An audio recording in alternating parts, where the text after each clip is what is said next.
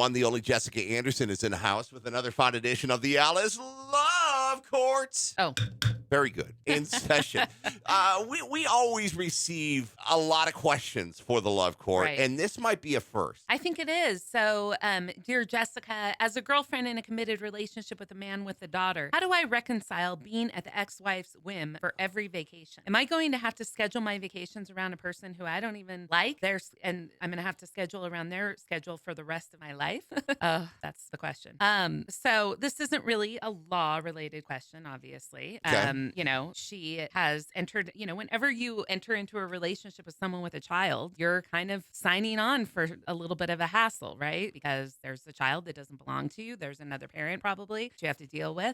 So it sounds like her boyfriend, lets the ex-wife kind of decide when he can take vacations. Right. He might just be taking the path of least resistance, not wanting to, fight about everything, lets her do the schedule. But now there's this new woman who doesn't want the other woman doing the schedule for her and telling her when she can and cannot go on vacation. I mean, dad needs to enforce his custody rights. He probably has a parenting plan that allows him certain times of the year for vacations, and he should enforce that. There is a reason why second marriages have a higher divorce rate than first marriages. I've heard that. It's like 65%. And the reason is because of issues like this. It just adds like a whole layer of stress when there's, another person. Extenuating circumstances. Yeah, another person that you have to deal with. But girlfriend, you signed up for this, right? You entered into a relationship with a man with a daughter. You're going to have to deal with some of these things. And you take on that extended family with that responsibility. Right. And I mean, she kind of said, I don't even like her. Well, if you're going to go into it, I don't like her,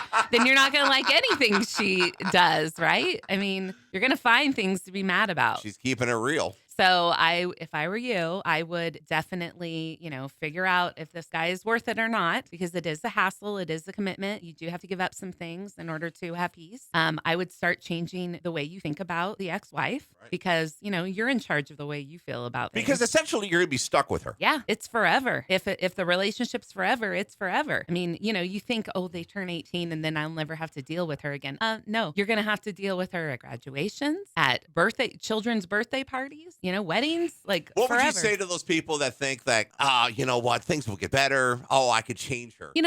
Over time, those things, it does happen. I mean, if you're angry now at someone, you're probably not going to still be angry at them in 5 years, right? So those kinds of emotions do die down. People get over it. They move on. They don't want to be bitter anymore. They just choose to forget about it and just, so time try to heals be civil. wounds. Exactly. So these relationships over time can get better, but they can get worse too, right? If you keep going, if you keep perpetuating the conflict, then, it might be forever. Yeah.